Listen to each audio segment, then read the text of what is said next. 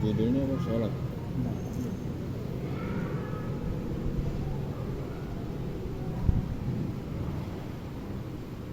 Hadirin rahimakumullah, selanjutnya kajian fikih masih tentang haji, khususnya kesunahan haji, dan ini momen waktu musim haji ya.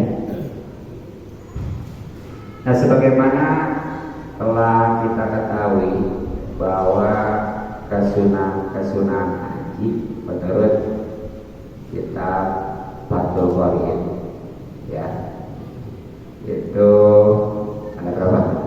Masih ingat? Hah? Ada 7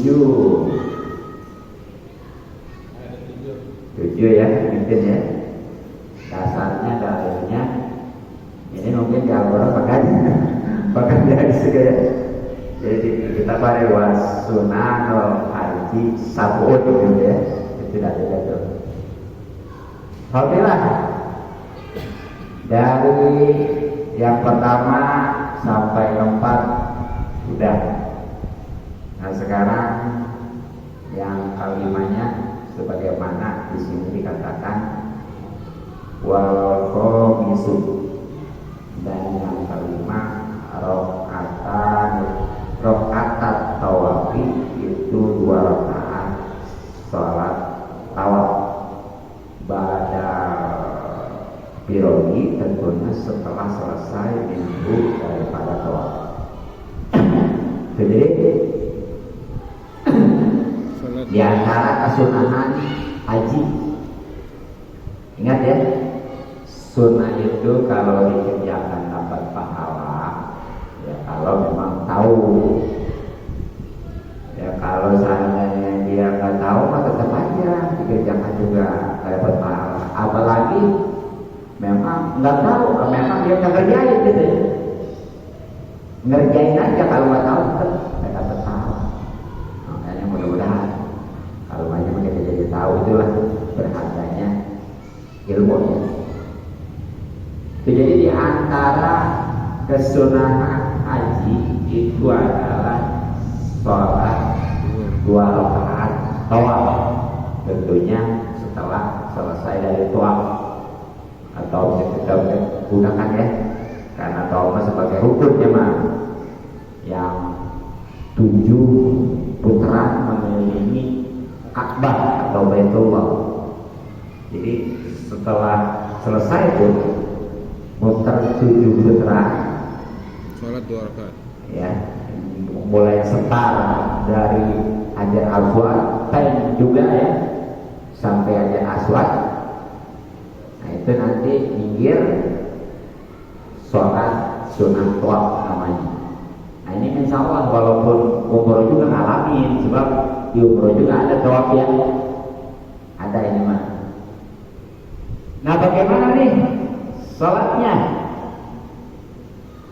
Wa yusolliha,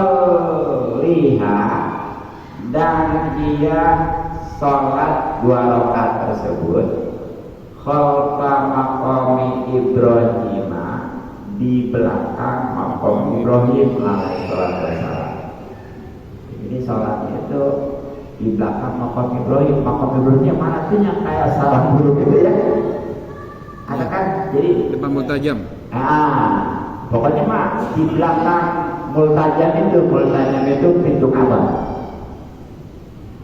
Jadi jangan dianggapnya itu aja Aswad, itu namanya maqam Ibrahim. Maqam Ibrahim itu sebenarnya latar belakangnya bekas waktu Nabi Ibrahim membangun Ka'bah, itu bekas pijakannya tuh ya. Jauh juga kan. Nah, makanya nanti ada juga di Ismail. Jadi satu bagian Nabi Ismail ya. Memang waktu itu ngebangun kedua antara Ibrahim dengan Nabi Ismail alaihissalam. Jadi itu di belakang. Tentunya niatnya usolli sunnatat tawafi gitu aja. Rakaat ini nilai tarik tadi. Ya baca ada rakaat pertama setelah Fatihah kuliah, rakaat kedua kudu gitu aja. Bagaimana dia sholat sunnah. Kemudian masalah bacanya gimana nih?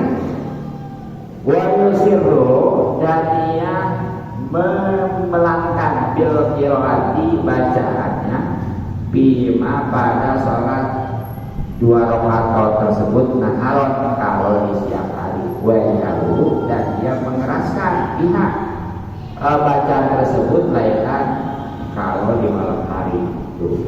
Jadi dia kayak sholat wajib ini bacaannya. Kalau dikerjakannya siang pelan bacaannya gitu ya kayak salat Johor asar ya. Kalau malam keras seperti sholat maghrib, isya, subuh.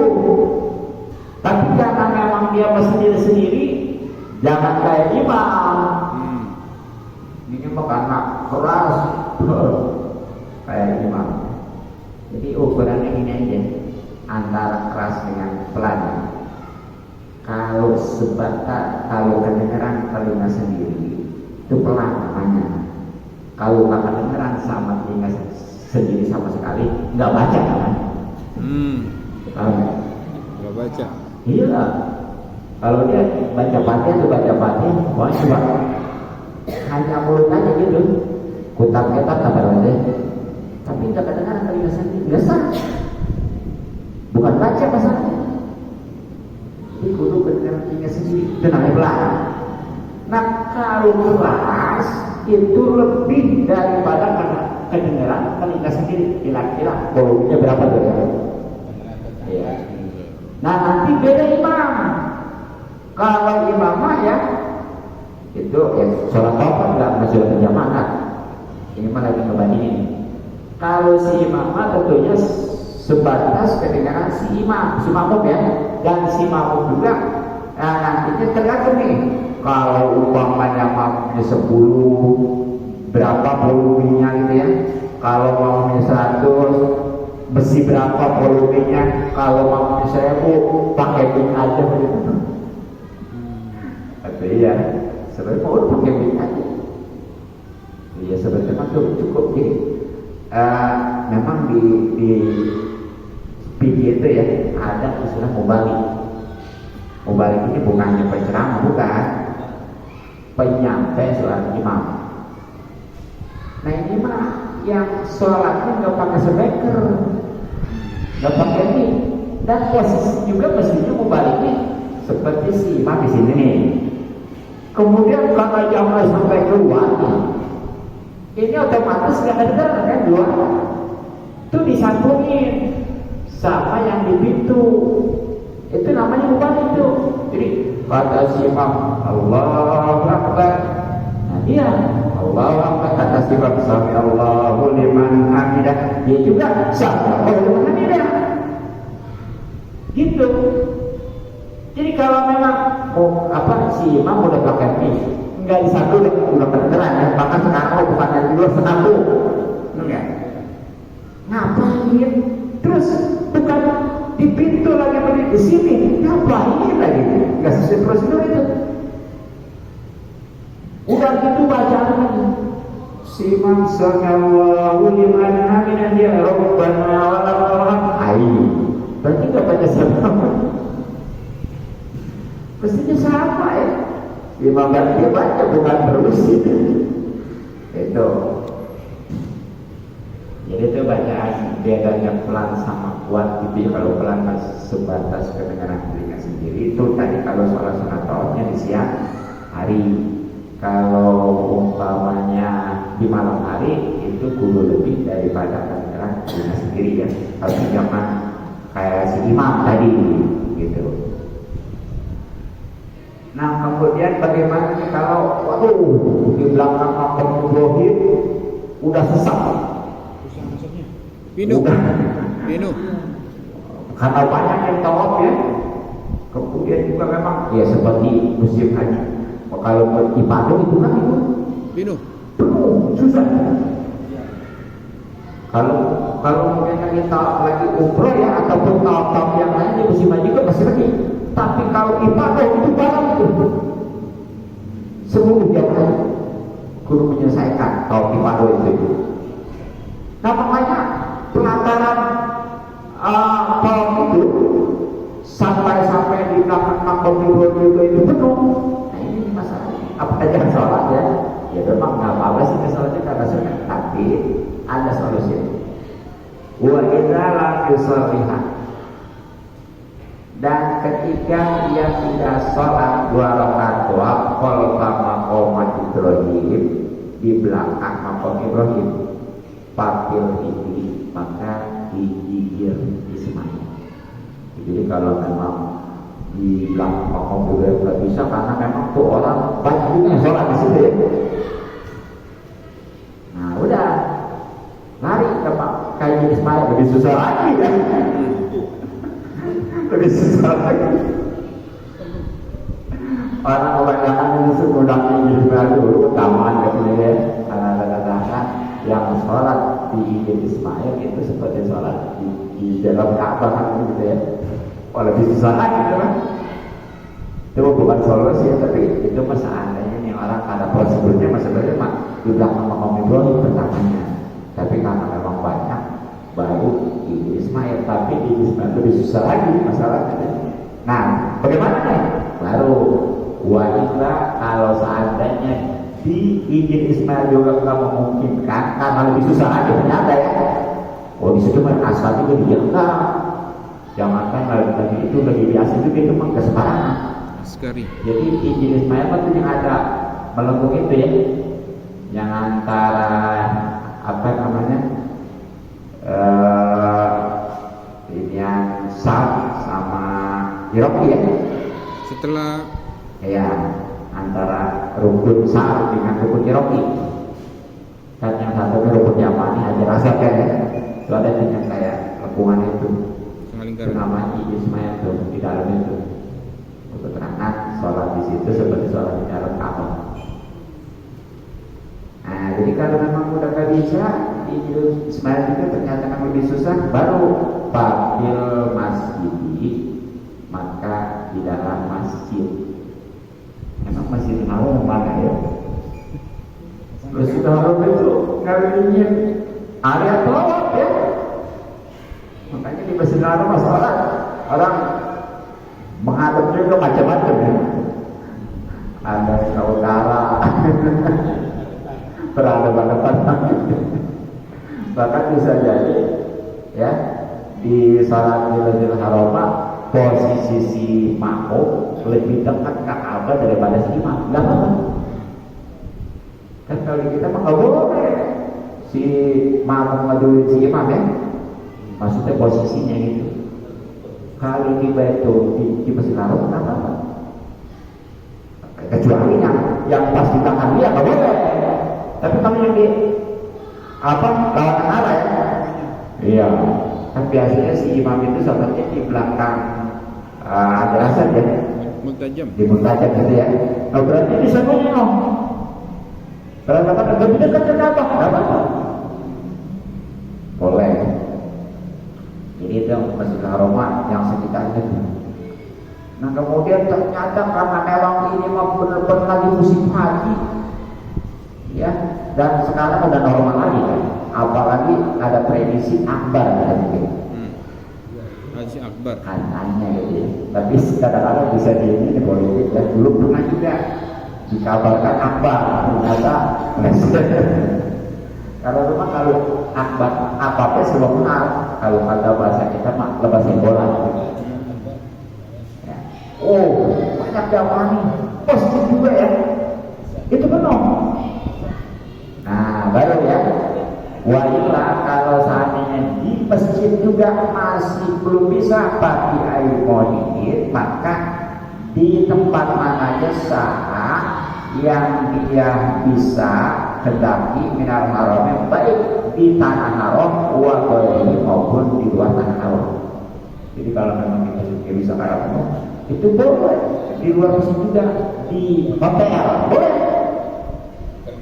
Ya bahkan seandainya dia udah di luar tanah haram ya. Jadi di Mekah itu ada istilah tanah haram, ada istilah halal. Tanah haram nggak boleh kita sembarangan ke gunung ya. Itu kalau tanah halal masih gede. Jadi ada batasan beberapa kilometer ya biasanya tuh. Jadi yang paling terdekat kan untuk bisa ngambil mikot kan di kampung tuh ya. Itu. Jadi tuh untuk sholatnya boleh-boleh aja walaupun bukan di masjid ya tadi ya. Yang tapi utamanya tadi dari awal pertama di belakang makam Ibrahim, kemudian di Ismail, kemudian di masjidnya, paling baru di luarnya itu baik tanah haramnya maupun lebih luar lagi namanya tanah halalnya gitu ya. Itulah yang kelima. Kemudian puasa Yusuf dan yang ke-6 al-mabitu itu minat di Mina. Jadi yang ke-6 menurut kita ini ya. Iya, dulu menurut kita ini yang termasuk kesunahan haji ya, itu adalah minat di Mina. Mina itu yang dalam trauma tuh ya. Itu pokoknya yang dikelilingi oleh dunia itu namanya Mina. Tapi orang-orang kebanyakannya itu dijual di luar Mina, yang istilahnya Mina jadi gitu ya. Ya sebenarnya mah kalau memang dia mau mati itu kudu ke sana, kudu masuk. Sedangkan itu jaraknya dari penginapan dari tenda ya. Kemah. Ya kemah ya. Itu adanya 3-4 kilo itu ke area. Muzdalifah. Itu. Muzdalifah. Ini apa aja? Jumrat. Iya, Jamarat. Nah ini nginep kudu malam dan dia itu sekurang-kurangnya kudu 6 jam menetap itu ya. Makanya patokannya gini, kalau masuk melalui terowongan itu ada udah di area Jamarat, umpamanya terhitung jam 6 maghrib ya. Jam 6 maghrib. Nanti jam 12 malam udah cukup. Boleh keluar. Itu udah dinamakan minat. Mabit ya. Tapi kalau seandainya jam 10 udah pulang, belum. Apalagi yang nggak masuk, yang nggak masuk ke situ ya. Ya kecuali nih kalau memang dia takluknya kepada Imam Rokai ini yang ahli kitab ini yang mensunahkan ya. Memang itu nggak dosa kan. Tapi kalau memang sebagaimana umumnya nanti ya, itu bukan sunnah tapi kewajiban lagi, wajib bayar lagi. Iya. Gitu. Dendaan. Nah, ya. Nah, ya saya juga waktu itu di Mina Jadi sih, kemahnya mah ya. Itu jarak kalau nggak salah ada 3 kilo 4 kilo lah masuk ke dalam. Di dalam itu di area Jamarat kayak gelandangan. Ya, sini diusir, ke situ diusir, masya Allah ini. Tapi kita berusaha bertahan, pokoknya asal bisa 6 jam lebih di situ. Iya, tidak di situ sudah kayak gelandangan besar. Kalau yang haji plus mah enak. Dia memang di dalam. Tuh untungnya tuh. Haji plus, haji beroda ya. Yang udah di dalam. Saya juga waktu minta air apa ya itu ke haji plus aja. Dalam. Tuh gitu kan. Jadi haji plus mah udah nggak. Itulah yang di situ dia mah tetap. Apalagi di beroda. Tapi kalau haji reguler rata-rata di luar. Ini jadi Rata-rata. Nah ini masalah itu suatu pendapat yang sudah disohhikan Ar-Rafi'i wa Al-Rafi'i. Jadi ini yang menetapkan bahwa mabit atau minat di Mina ini sebagai kesunahan haji. Inilah pendapat Imam Rafi'i ya, bahkan disohhikan. Tapi lagi Sohah sudah mensohhikan An-Nawawi, Imam Nawawi di ziyadah ternodo di dalam tambahan kitab rodo al-wujuba akan wajib. Jadi kalau yang disahkan oleh Imam Nawawi di dalam kitab tambahan rodo itu bukan sunat tapi wajib, dan inilah sebagai hukumnya nih yang kuat memang ini ya. Tuh ya, sebab di sini ketahuan satu sebagaimana kemarin ya, Imam Syafi'i itu kuburnya di atas Imam Nawawi, berarti Imam Syafi'i mutaqaddimin, Imam Nawawi pun akhirin, otomatis Imam Nawawi yang lebih kuat. Apalagi setelah pendapat Imam Syafi'i adalah terakhir, itu usul fikih. Maka sekali lagi ini yang lebih kuat pendapatnya Imam Nawawi yang mengatakan bahwa nginep di Mina itu bukannya sunnah tapi wajib, makanya harus gitu. Ya. Kemudian satu lagi, wasabiu, dan yang keenam, yang ketujuh, tawaful wada'i, itu tawaf wada. Indah iradatil huji, ketika hendak keluar min Makkah, dari Mekah safarin, baik karena perjalanan haji, mengerjakan haji karena ya perjalanan awal ataupun bukan tawilan, baik itu jauh karena keadaan safaru perjalanannya al-qasirun ataupun dekat lah ya. Jadi yang kedua yang terakhir yang termasuk kategori kesunahan haji menurut kita ini itu adalah tawaf wada. Tawaf wada itu tawaf pamitan gitu kalau bahasa saya. Jadi kesimpulan tawaf itu kan ada tiga, ada yang sunah, tawaf kudu, ada yang rukun, tawaf ifadah, dan ada yang wajib, tawaf wada. Beda statusnya. Nah ini tentunya yang namanya tawaf itu ketika keluar dari Mekah, ketika mau meninggalkan Mekah gitu ya. Ya, untuk dia pergi keluar ya.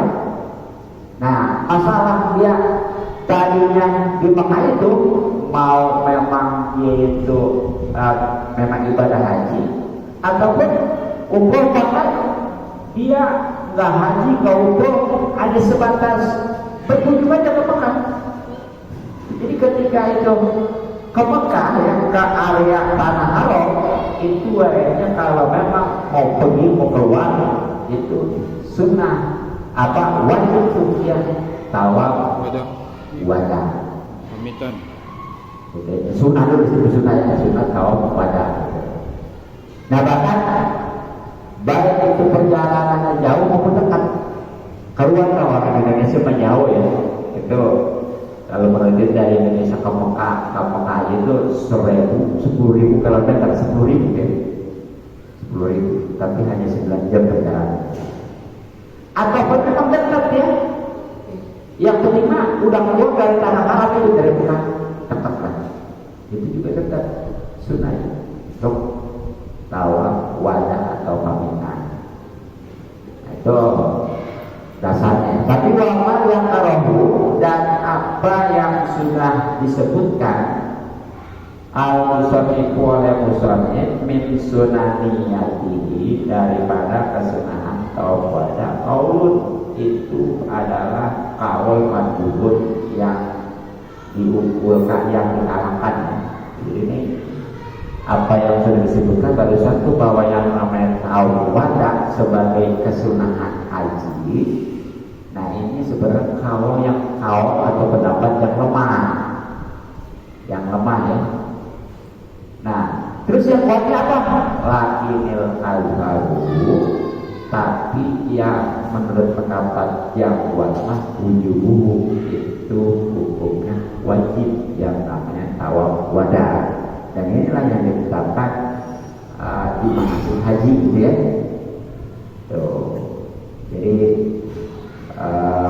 kalau memang dia takutnya kepada yang sunnah sih berarti nggak kena dendam nanti. Sedangkan kalau dia tampilnya kepada yang kuat, yang mengalami itu wajib. Kalau paling berjahat dia wajib bayar dendam. Gitu. Makanya ya berapa sih cuma, tapi lumayan juga sih yang namanya taubat, bener-bener dia juga ya. Ya sebagaimana kau biasanya, kalau lagi kosong hati, kalau lagi penuh. Taubat itu sebenarnya kalau lagi kosong sendiri kita, istilahnya seputaran paling 3 menit ya. Taruhlah 4 menit dah ya. Jadi sesudah itu semenit, 4 menit. Kali 7 nggak ada sejak kan? Kalau sendiri masalahnya kan itu dia yang nggak bisa ya. Tapi kan ini bisa dipilih kapan aja sebenarnya ya, terutama tadi kalau memang mau meninggalkan pekan khususnya baik karena taubat kan kudu dulu juga kan yang ngomong gitu ya. Itulah kesunahan haji yang 7 itu ya. Yang walaupun tadi ada yang mengkritisi beberapa hal, terutama tentang menginap di Muzdalifah. Kalau di sini sunat sebenarnya wajib, kemudian menginap di Mina ya, yang sebenarnya itu wajib juga.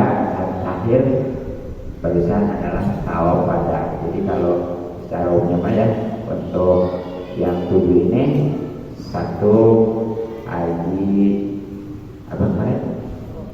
Ifrad ya. Yang kedua memperbanyak talbiyah. Nah, kemudian yang ketiganya apa mesti ingat? Tawaf qudum ya. Yang keempatnya minat di Muzdalifah, walaupun yang kuatnya itu adalah wajib bukan sunah. Yang kelimanya barusan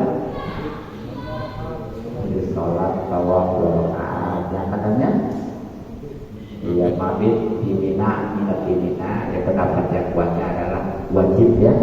Dan yang ketujuhnya adalah tawaf wada. Ini juga sama, yang lebih kuat adalah wajib hukumnya. Cukup mudah-mudahan manfaat. Sunan Kodihantik. Assalamualaikum warahmatullahi wabarakatuh. Waalaikumsalam warahmatullahi wabarakatuh. Bismillahirrahmanirrahim.